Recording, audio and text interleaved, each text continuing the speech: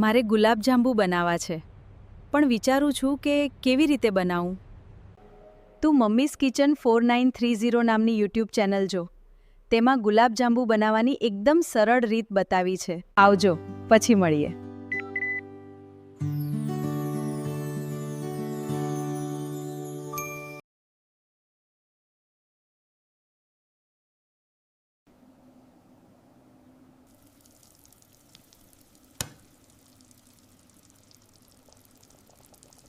જય શ્રી કૃષ્ણ, જય વાઘેશ્વરીમાં મમ્મી કિચનમાં તમારું સ્વાગત છે.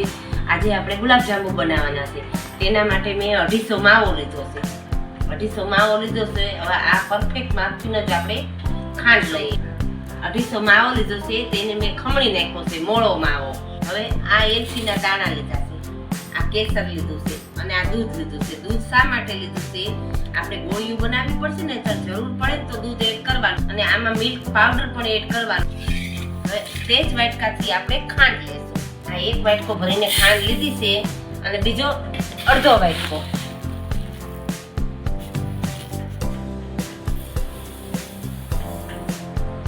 અઢીસો માવો છે એટલે આ 500 જેવી ખાંડ છે અને 250 માવો.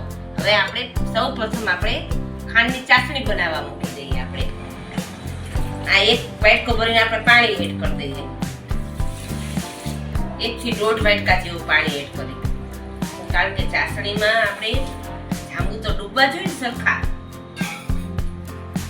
હવે આપણે ગરમ કરવા મૂકી દઈએ.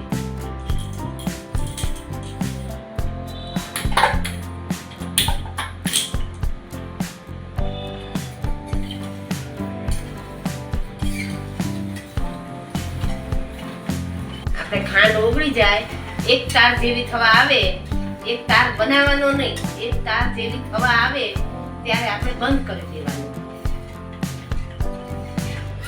ખાંડ ઓગળી જાય પછી આપણે એલચી કેસર એડ કરી દઈએ.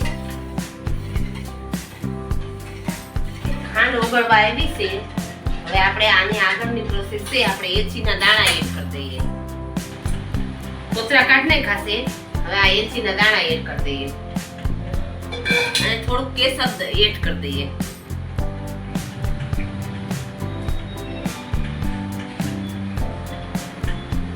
હવે આપણે આ ધીમા ધીમા ગેસે ભલે ઉપરથી તો આપણે ગોળા વાળવાની આપણે તૈયારી કરી નાખીએ. હવે આ ધીમા ગેસે ઉપડે તો આપણે ગોળા વાળી નાખીએ. ચાસણીનો કલર ચેન્જ થઈ ગયો. જો કેસર નાખ્યું તો એકદમ સરસ થઈ ગયો કલર. જો એકદમ સરસ કલર થઈ ગયો.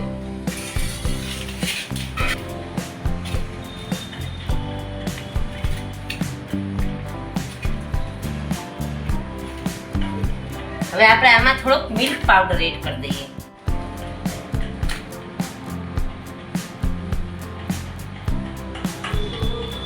અને મેંદો લઈ લઈએ. આપણે મેંદો આટલો આપણે નાખીશું, પછી એવું લાગે તો સેજ નાખશું.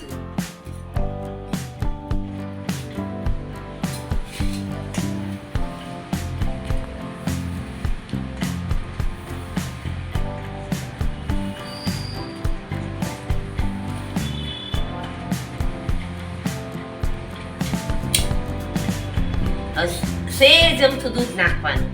જો હાથ વડે આવી રીતના.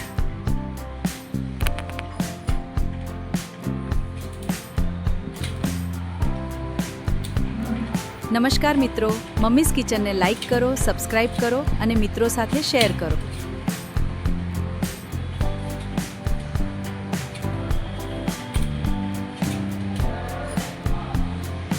બહુ નહીં, સેજ જ લેવાનું.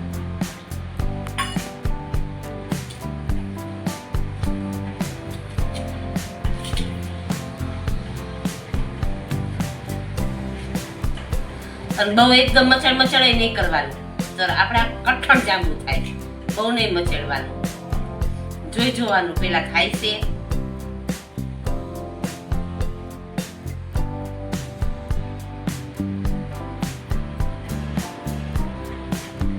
એવું લાગે તો જ તે કરવાનું, ફાટી ન જાય એ રીતના ધ્યાન રાખવાનું. ફસકી જાય છે. એટલે આને છે ને સેજ વાર હજી સેજ દૂધ એડ કરી દો.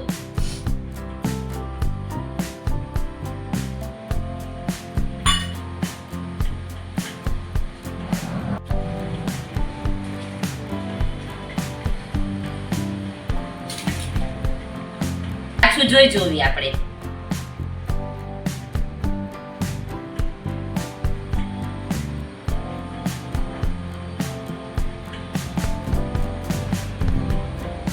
ના હવે નથી થયું, જો બિલકુલ નથી. એકે દૂધ લેતું જવાનું અને કરતું જવાનું, અને બહુ નાનાય નહીં અને મોટાય નહીં, બહુ એવા કરવાના. એટલે પાછા આપણે ચાસણીમાં નાખશું, તેલમાં કરશું, એટલે પછી મોટા થાય ને પાછા, એટલે માપના જ રાખવાના. જા બસ આવડા ગોળા વાળવાના.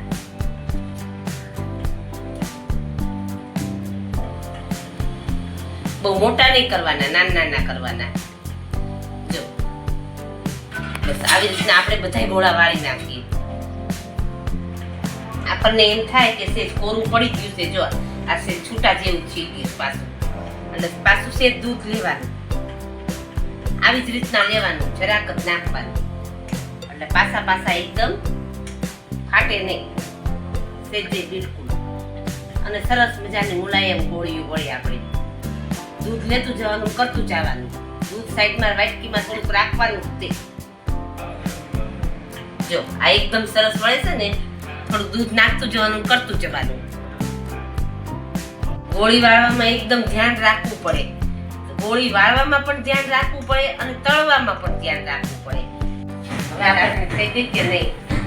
મમ્મીઝ કિચન 4930 ને સબસ્ક્રાઇબ કરો, લાઇક કરો અને તમારા ફ્રેન્ડ એન્ડ ફેમિલી સાથે જરૂર શેર કરો. Thank you. હા હવે થઈ ગઈ છે, જો બસ હવે વાર નથી. આપણે ચાસણી તૈયાર થઈ ગઈ છે. જો એક તાર વળતો નથી, તે એક તાર વળે એવું થયું છે. ચાસ બંધ કરી દેવાની આપણે. સરસ ખાટી થઈ ગઈ. જો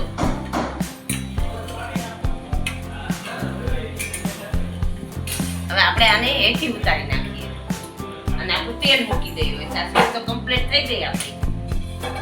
હવે તેલ મૂકી દઈએ. આપણે તેલ આવી ગયું છે, બહુ ફાસ્ટ નહીં આવવા દેવાનું, ધીમા ધીમો જ તેલ. હા જો એકદમ ધીમો ગેસ જ રાખવાનો, એકદમ ધીમો ધીમો ગેસ જ રાખવાનો, અને બહુ ગોળીઓ નહીં નાખવાની. આગળ પાછળ ચમચો ફેરવી શકાય એવી રીતના નાખવાનું.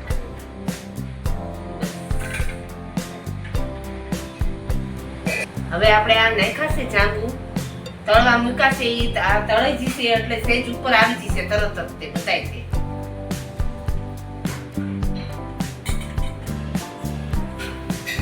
આ જો આવા માંડ્યા, જો ઉપર આવા માંડ્યા ને, જો બધાય વારા પરથી આવા માંડ્યા.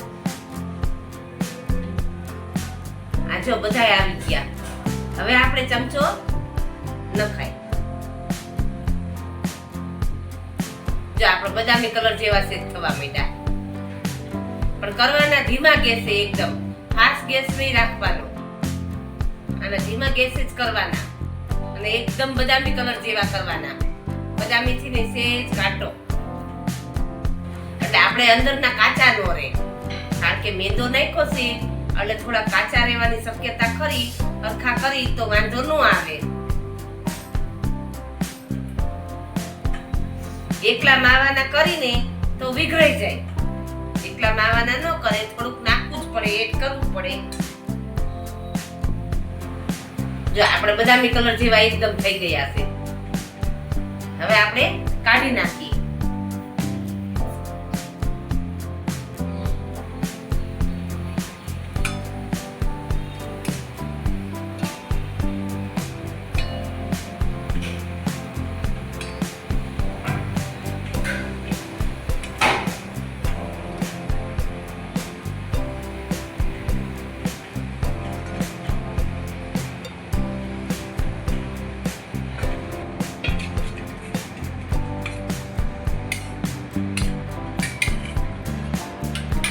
બીજા આપણે તળવા મૂકી દઈએ.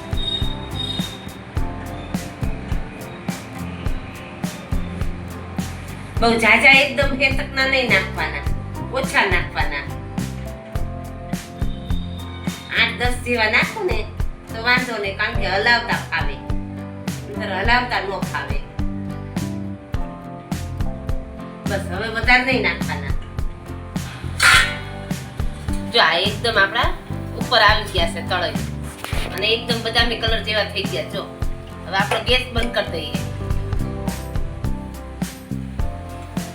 હા આપણે સરસ મજાના તળાઈ ગયા છે. હવે આપણે ચાસણીમાં એડ કરી દઈએ.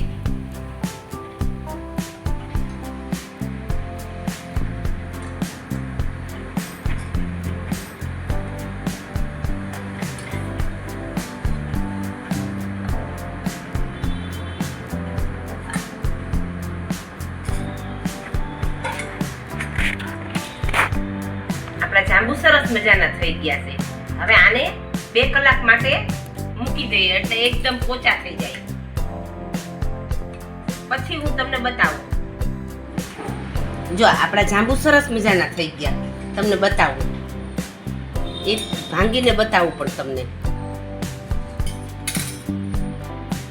જો આપણે એકદમ જો સરસ પોચા થઈ ગયા છે. ચાસણી એકદમ પણ પીગળી અને એકદમ પોચા થયા છે. 2 કલાક થઈ ગઈ ચાસણીને. જો ચાસણી પણ સરસ થઈ છે મજાની અને જાંબુ પણ સરસ થયા છે. જાંબુ પણ સરસ થયા છે, ચાસણી પણ સરસ થઈ છે અને એકદમ જાંબુ આપણે ફૂલાઈને મોટા થઈ ગયા છે. આપણે ગોળા કર્યા ત્યાં કેટલા સાવ નાના હતા. આ ચાસણી પી લીધી એટલે જાંબુ મોટા થઈ ગયા છે. તમને અમારી રેસીપી કેવી લાગી તે કોમેન્ટ કરીને જણાવજો. સબસ્ક્રાઇબ કરવાનું ભૂલતા નહીં. મિત્રો, જો તમને આજની રેસીપી ગમી હોય તો હમણાં જ મમ્મીઝ કિચન 4930 સબસ્ક્રાઇબ કરો અને તમારા પરિવાર તથા મિત્રો સાથે જરૂર શેર કરો.